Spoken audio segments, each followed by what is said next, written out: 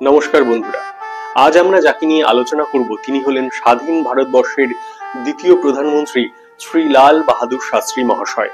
ভাবতেই পারেন হঠাৎ করে শাস্ত্রী মহাশয় সম্পর্কে বলার কি প্রয়োজন পড়লো। দেখুন, আমার মতে এই মুহূর্তে আমাদের পলিটিক্যাল সিনারিওর যা অবস্থা, আমি বলছি না যে সবাই খারাপ, অনেক ভালো মানুষও আছেন, কিন্তু সেখানে সততার পরিমাণ ধীরে ধীরে কমছে, করাপশন বাড়ছে।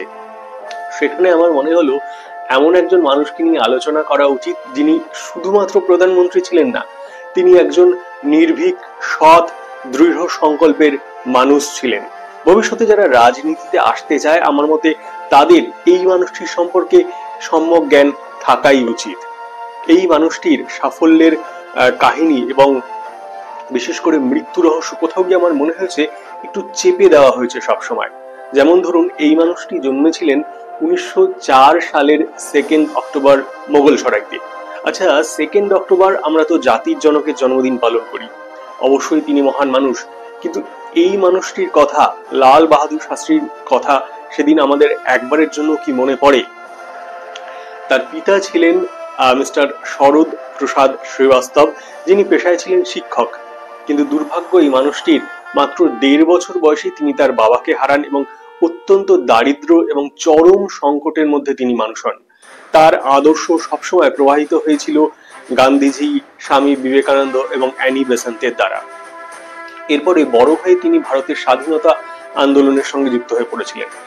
তিনি যখন ক্লাস 10-এ পড়তেন, 1921 সাল, তার ফাইনাল এক্সামের মাত্র 3 মাস বাকি ছিল, তখন তিনি বেনারসে গান্ধীজি হোস্ট করেছিলেন একটি পাবলিক মিটিং, গান্ধীজি এবং পণ্ডিত মদন মোহন মালব্য।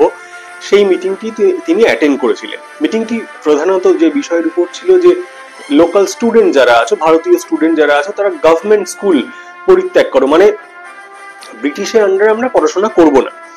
এই আন্দোলনে এই মিটিংটি তিনি অ্যাটেন্ড করেন এবং ঠিক তার পরদিনই এতটা সেই আন্দোলনটাকে, মানে গান্ধীজির মিটিংটি তাকে প্রভাব ফেলেছিল তার উপর, তিনি তার পরদিন স্কুল ছেড়ে দেন। ফাইনাল পরীক্ষার মাত্র আর 3 মাস বাকি সেই অবস্থায়। এরপরে এই আন্দোলনে তিনি গান্ধীজির সঙ্গে যুক্ত হয়ে যান এবং অ্যারেস্ট হন। তবে নাবালক ছিলেন বলে অচিরেই ছাড়া পেয়ে যান। জেল থেকে ছাড়া পেয়ে তিনি কংগ্রেস পার্টির একটি local branch as a volunteer join করেন। তার অসামান্য দক্ষতায় 1928 সালে তিনি কংগ্রেস পার্টির অ্যাক্টিভ মেম্বার হয়ে যান। এরপর তিনি বিভিন্ন সময় গান্ধীজির সঙ্গে স্বাধীনতা আন্দোলন, অসহযোগ আন্দোলন, কুইট ইন্ডিয়া মুভমেন্ট, মানে যেটা ব্রিটিশ ভারত ছাড়ো আন্দোলনে যুক্ত হয়েছিলেন এবং বহুবার তিনি জেলে গিয়েছিলেন। স্বাধীন ভারতবর্ষে কিন্তু শাস্ত্রীজি বেশ কিছু গুরুত্বপূর্ণ মন্ত্রিত্ব পদ সফলভাবে সামলেছিলেন। তিনি যখন পুলিশ মন্ত্রী ছিলেন, তখন তিনি পুলিশকে বলেছিলেন ছত্রভঙ্গ করতে, উত্তেজিত জনতাকে ছত্রভঙ্গ করতে লাঠি নয়, বরং জল কামানের সাহায্য নিন।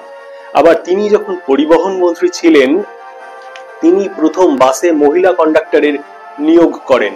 আবার তিনি যখন রেলমন্ত্রী ছিলেন 1956-তে একটা বিশাল বড় ট্রেন দুর্ঘটনায় তিনি নিজের রেজিগনেশন দিয়েছিলেন, যদিও পরবর্তীকালে জওহরলাল নেহরু সেটা অ্যাকসেপ্ট করেননি। এরপর জওহরলাল নেহরুর আকস্মিক মৃত্যু হওয়ার পর তিনি ভারতের প্রধানমন্ত্রী পদে আসীন হয়েছিলেন 1964 সালের 9 জুন। তবে প্রধানমন্ত্রিত্ব কাল তার কাছে খুব একটা সুখের ছিল না। তার প্রধানমন্ত্রিত্ব সময় তিনি প্রথমেই যেটা ফেস করেছিলেন, মাদ্রাসের অ্যান্টি হিন্দি অ্যাজিটেশন। মানে তার সময়ের আগে সরকার চাইছিলেন যে পুরো দেশে হিন্দিটাকে রাষ্ট্রভাষা করতে, কিন্তু সেই মাদ্রাস থেকে এটার একটা চরম বিরোধিতা হয়, অ্যাজিটেশন হয় এবং সেটা রায়টের পর্যায়ে পৌঁছায়। তারপরে যখন শাস্ত্রীজি সবাইকে অ্যাসুরেন্স দেন যে না, আপাতত ইংরেজিটাই অফিসিয়াল ভাষা হিসেবে থাকবে, তারপর তারা সেই রায়টটা উইথড্র করেন। আবার তার সময়কালে ভারতবর্ষ চরম খাদ্য সংকটের মুখে কিন্তু পড়েছিল। তিনি দেশবাসীকে এটা বলেছিলেন যে সমস্ত দেশবাসী যদি সপ্তাহে অন্তত একদিন একবেলা করে না খেয়ে থাকে, মানে একটা মিল যদি স্কিপ করতে পারে, তাহলে দেশ অচিরেই এই সংকট থেকে কিন্তু মুক্তি পাবে। তবে তিনি এই কথাটি দেশবাসীকে বলার আগে নিজের পরিবারই ইমপ্লিমেন্ট করেছিলেন। ভাবুন একবার কতটা অনেস্ট একজন মানুষ, একজন প্রধানমন্ত্রী। তিনি ফুড কর্পোরেশন অফ ইন্ডিয়া এবং commission for agricultural cost and prices এর প্রতিষ্ঠায় সহায়তা করেছিলেন, যেটি পরবর্তীকালে গ্রিন রেভলিউশন বা সবুজ বিপ্লবের ভিত্তি স্থাপন করেছিল। তিনি আবার ভারতবর্ষে যাতে দুধের উৎপাদন এবং তার সাপ্লাই সাইডটা সঠিকভাবে হয় তাই জন্য তিনি হোয়াইট রেভলিউশন করেছিলেন। মানে তিনি গুজরাটের আনন্দে আমুল মিল্ক কোঅপারেটিভ এবং ন্যাশনাল ডেয়ারি ডেভেলপমেন্ট বোর্ডের প্রতিষ্ঠায় সহযোগিতা করেছিলেন। 1965 সালে ভারত পাকিস্তান যুদ্ধের 22তম দিনে তাঁর স্লোগান ছিল জয় জওয়ান জয় কিষান। তার এই এক স্লোগানে যেমন কৃষকরা খাদ্য উৎপাদনে উৎসাহিত হয়েছিলেন, তেমনি সেনার মনোবল বৃদ্ধি পেয়েছিল দ্বিগুণ। তিনি জওহরলাল নেহরুর সময়ের নন অ্যালাইনমেন্ট পলিসিটি কিন্তু ধারক বাহক ছিলেন, যদিও তিনি সোভিয়েত ইউনিয়নের সঙ্গে একটা বেশ ক্লোজ রিলেশন রেখে চলেছিলেন। 1962-তে সিনো ইন্ডিয়ান ওয়ার বা ইন্দো চায়না যুদ্ধের পর পাকিস্তান এবং চীনের আর্মির সঙ্গে যখন একটা টাই আপ হয় তাদের পাকিস্তান এবং চীনের মধ্যে, তখন লাল বাহাদুর শাস্ত্রী মহাশয় আমাদের দেশের সুরক্ষার জন্য সামরিক বাজেট কিন্তু অনেকটা বাড়িয়েছিলেন। আবার 1965-তে ভারত পাকিস্তান যুদ্ধের সময় মানে পাকিস্তান আর্মি এবং পাকিস্তান মিলিটেন্ট এরা চেষ্টা করেছিলেন ভারতে অনুপ্রবেশ করে সরকারের পতন করতে এবং এখানে একটা গণ অভ্যুত্থান তৈরি করতে, কিন্তু শাস্ত্রীজির নেতৃত্বে বা তত্ত্বাবধানে তাদের এই অভ্যুত্থান বা তাদের অনুপ্রবেশ সম্পূর্ণ আটকে দেয় ভারতীয় সেনাবাহিনী ঠিক এলওসিতে। ভারতীয় সেনাবাহিনী জবাবে হাজিপিটি দখল করে নেয় এবং মিলিটেন্টদের অনুপ্রবেশ সম্পূর্ণভাবে আটকে দেয়। কাশ্মীরে পরাজিত হয়ে পাকিস্তান বাহিনী অমৃতসরের কাছে তাদের অত্যাধুনিক প্যাটেন্ট ট্যাঙ্ক নিয়ে আক্রমণ চালায়, কিন্তু ভারতীয় সেনার অত্যাধুনিক বা বলতে পারেন সুচারু কৌশলে তা ব্যর্থ হয়ে যায়। এরপরে পাকিস্তান আর্মি কাশ্মীরে পরাজিত হওয়ার পর তারা অপারেশন গ্র্যান্ড স্ল্যাম লঞ্চ করে। চেনাব নদীর উপর আখনুর যে ব্রিজ সেটা তারা দখল করার চেষ্টা করেছিল। এই শাস্ত্রীজির নির্দেশেই ভারতীয় সেনাবাহিনীর 15th ইনফ্যান্ট্রি যারা ফোর্স ছিল তারা এলওসি ক্রস করে পাকিস্তানের ঢুকে যায় এবং লাহোরের কাছে ইছগিল ক্যানাল পর্যন্ত পৌঁছে যায়, যেখানে পাকিস্তান আর্মি এই ঘটনাতে বেশ অবাক হয়ে যায়।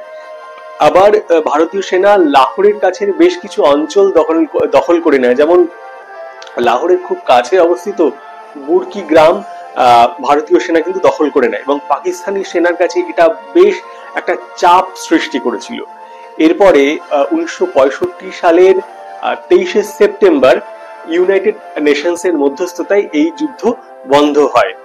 বলা বাহুল্য যুদ্ধের পর পাকিস্তান যেখানে ভারতের মাত্র 500 থেকে 550 স্কোয়ার কিলোমিটার এরিয়া দখল করেছিল, ভারত পাকিস্তানের প্রায় 800 স্কোয়ার কিলোমিটার এরিয়া কিন্তু দখল করে বসেছিল। এরপরে 1966 সালের 10ই জানুয়ারি সোভিয়েত ইউনিয়নের মধ্যস্থতায় তাশখান্তে, বর্তমানে যেটা উজবেকিস্তান, সেখানে ভারত এবং পাকিস্তানের মধ্যে একটা শান্তি চুক্তির স্বাক্ষর হয়। অবশ্যই ভারতের তরফ থেকে এই স্বাক্ষরটি করেছিলেন প্রধানমন্ত্রী লাল বাহাদুর শাস্ত্রী এবং পাকিস্তানের তরফ থেকে তখনকার পাকিস্তানের প্রেসিডেন্ট মোহাম্মদ আইয়ুব খান। আকস্মিকভাবে সেই রাত্রেই লাল বাহাদুর শাস্ত্রীর মৃত্যু হয়। ভারত সরকারের নথি অনুযায়ী তার মৃত্যু হয়েছিল হার্ট অ্যাটাকে, কিন্তু এখান থেকে শুরু হয় তার মৃত্যু নিয়ে ধোঁয়াশা এবং অনেকগুলো প্রশ্ন, যদিও সেটা নিয়ে আমি অন্য একদিন অন্য একটা এপিসোডে আলোচনা করব। লাল বাহাদুর শাস্ত্রী মহাশয়কে ভারতবর্ষের সব থেকে সম্মানীয় এবং সৎ প্রধানমন্ত্রী হিসেবে গণ্য করা হয়।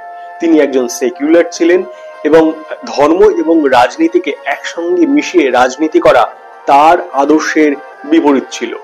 তার media adviser veteran journalist mister Kuldip Nayar বলেছিলেন 1942-এ তিনি যখন মানে শাস্ত্রীজি যখন Gandhiji quit India movement British Bharat ছাড়ো আন্দোলনে ছিলেন তখন তিনি অ্যারেস্ট হয়েছিলেন এবং তার মেয়ে খুবই অসুস্থ ছিল। প্যারোলে ছাড়া পেয়ে তিনি যখন তার মেয়েকে দেখতে আসলেন, কিন্তু শেষ পর্যন্ত তার মেয়েকে বাঁচাতে পারলেন না, কারণ ডাক্তার তার মেয়ের জন্য খুব কস্টলি মেডিসিন রেফার করেছিলেন যেটা তিনি অ্যাফোর্ড করতে পারেননি।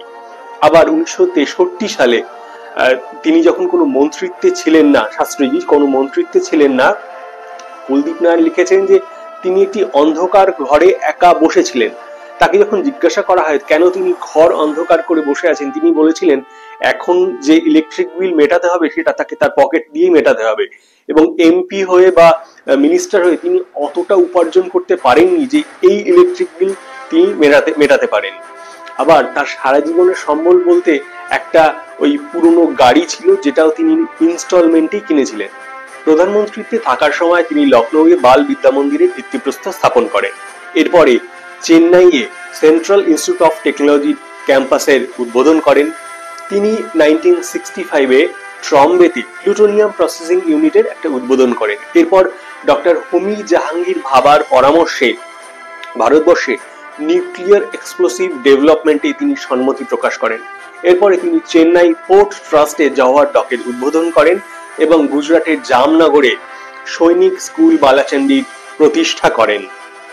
তার স্বল্পকালীন প্রধানমন্ত্রীত্বের সময় কিন্তু খুব একটা সুখের ছিল না। দেশ সেই সময় অনেক বড় বড় সমস্যার মধ্য দিয়ে অতিক্রম করছিল, কিন্তু প্রত্যেকটি সমস্যার সম্মুখীন তিনি দৃঢ়ভাবে হয়েছিলেন এবং প্রত্যেকটি সমস্যার সামনে তিনি বিজয় লাভ করেছিলেন। সত্যি ভারতবর্ষ হয়তো এরকম আর কোনো প্রধানমন্ত্রী পাবেন না যিনি এতটাই সৎ, নির্ভীক, দক্ষ এবং দৃঢ় সংকল্পের মানুষ। ভালো লাগলে একটা লাইক, শেয়ার, সাবস্ক্রাইব করবেন বন্ধুরা। নমস্কার।